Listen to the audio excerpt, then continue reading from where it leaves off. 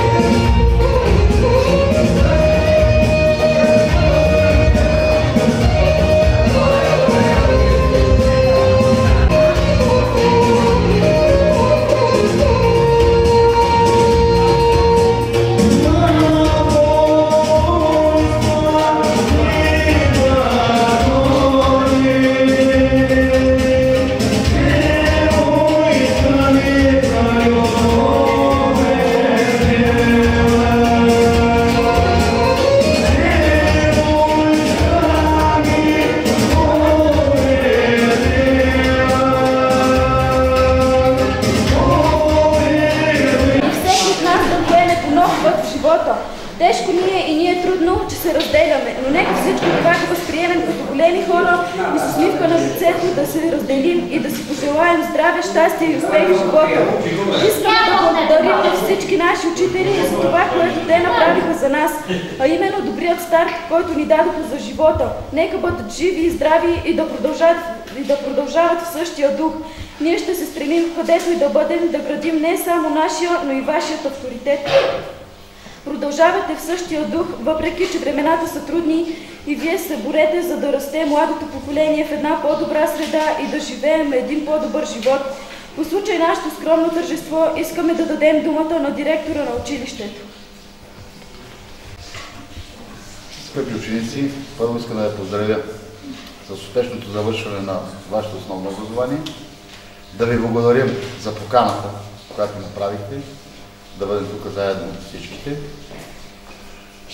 Какво да ви пожелая? Първо да бъдете живи и здрави. Най-важното, което след това, където и да отидете, трябва да се представите по най-добрия начин. Както и тя каза, и аз го казвам сутринта, живота е труден, ще има много трудности, но вие сте млади хора, трябва да се борите и да преодолявате всички препятствия, които са пред вас. По повод на такива случаи винаги се казва само да бъдете живи, здрави, успех.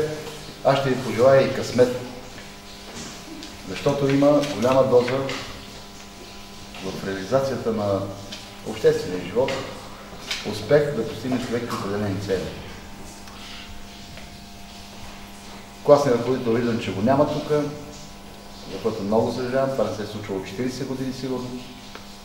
Той ще закъснее. Може би ще закъснее, нямам представа. Но ние пак ви благодаря за поканата и успешното завършване на вашето основно образование. Къде ще ходите, това е ваш избор. Къде ще ходите? Предполагам, че всички от вас вече сте начертали кое училище, кой къде ще учи.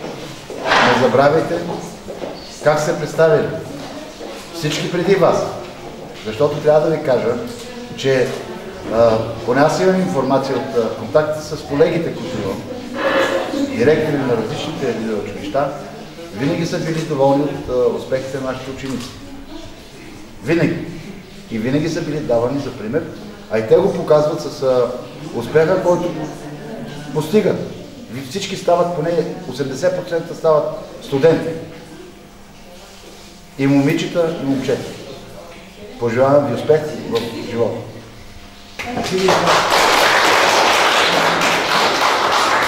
Искаме и да дадем думата на класния ни ръководител в началния курс, господин Салих Канев. Така, аз също искам да благодаря за поканата и като се размислих сутринта, когато ви видях и слушах какъв успех сте взимали. Първото нещо, което искам да споделя това с вас. Направих си една аритметика по математика, аз съм я учил, не знам на какво съм я научил. 4 години, като ги умножите по там, по колко часа сме били заедно и излиза, че вие с мен сте били най-много. Значи, прогимназията не са толкова близо, толкова ужасно. И ще се радвам, ако аз съм ви научил на нещо. Знаете, че съм бил изискателен. И имам и хубави, и лоши спомени. Даже сега ми очаровате, като гледам аз. Моят спомен беше, че вие бяхте слаби музиканти, слабо пеехте. А сега играете, браво, това е напредък. Радвам се, че поне в това аз не съм ви оценил. Другото, което, знанията, които, дипломите, които взимахте, направо ви казвам, без да ви бях чул дипломите, ще да ви кажа кой колко вземе. Защо? Защото с това, което аз съм ви оценил, вземете си вашите дипломи, ще видите, че някъде може да има малка разлика. Моята оценка горе-долу е била на едно ниво с това, което... Пък с една дума, както тръгнете от началния курс, така продължавате и нагоре. Трябва да спирате, фактически на добрите, правя ебала, просто искам да продължават в същия дух, да се доказват, да не се отпускат. На по-слабите, повече воля, повече труд, за да постигнете поне минимума, който иска вашето училище, в което сте били примерно. Какво да ви кажа? Едно ви учим ние, така, ние ви даваме знания за история, за живот, за много работи.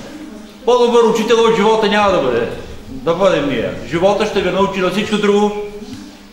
Пожелавам ви късмет, здравето най-напред. След това нашите хора казват и на ФК. Не знаете какво ще учите, къде ще учите, какво ще изучите. Но като имате на ФК, това вече е и по-добрата страна. Желая ви успех, повече няма да ви отдавам. Думата може да вземе всеки един от учителите, ако някой иска да каже нещо или пък да пожелае нещо. Класният ми ръководител, сега тук директора ме възложи така да поема и колегите ме помолиха една функция да ви помогна. Първо ще да запомни като един скромен клас. Казвам ви го, наистина скромен клас. Аз съм ви го казал много пъти през годината. Значи апетита идва с яденето. Трябва да се трудите, труд и само труд, за да постигнете успех. Имате възможностите, правите първата крачка в живота. Аз мисля, че всеки един, който пожелае и каквото си пожелае, е възможно да го постигне, стига да положи необходимия труд. Скромен клас, с добри възможности, бъдете живи и здрави и попътен вятър. Това, което говориха колегите, късмет в живота и дано да успеете всяко на ваше начинание, което го запомните и естествено един ден да се гордеем и ние с вас и вие с нас. Това е цялата философия. Значи, да оцените вие нашия труд, а пък ние също време да оцениме вашите успехи. На добър час и успех в живота. Това е. Искаме да връчим един скромен подарък на класния ни ръководител, но защото той отсъства, ще го дадем на директор.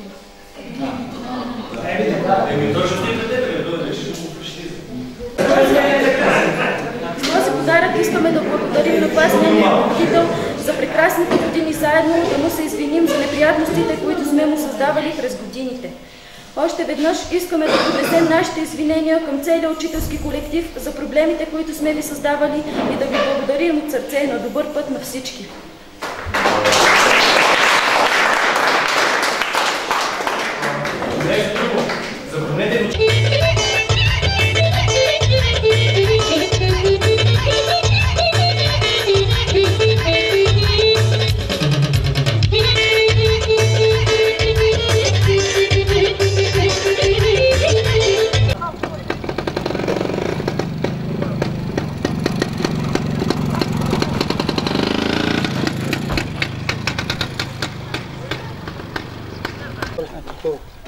Успех ли се камерата снима? Камерата снима? Да. Добре. Здрасти. Чакай тук как взема билката, дайте да погледнеш.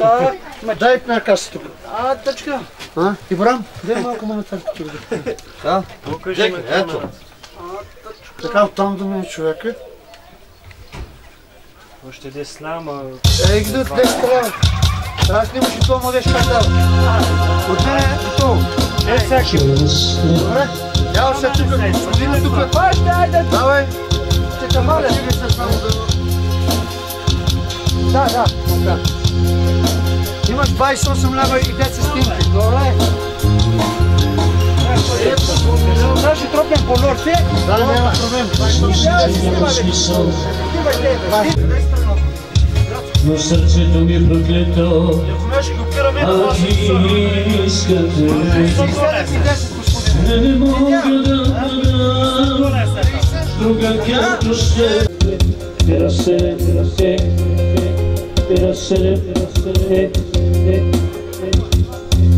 Но за малко не издържам за всички абитуриенти, специално за най-прекрасните, за най-готните абитуриенти специално.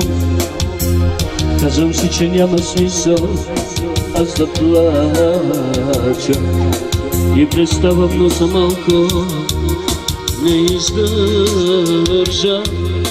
До кога ще се измъчва, питам се, за сърцето ми проклето. Пак искам те, но не мога да бъда с друга като с тебе. Търся в нея да видя твоето лице. Целувам я и прегръщам, но студена е. Защо съдбата към мен така жестока е? Не мога да бъдам друга като с теб. Търся в нея да видя съдбата към мен така жестока е.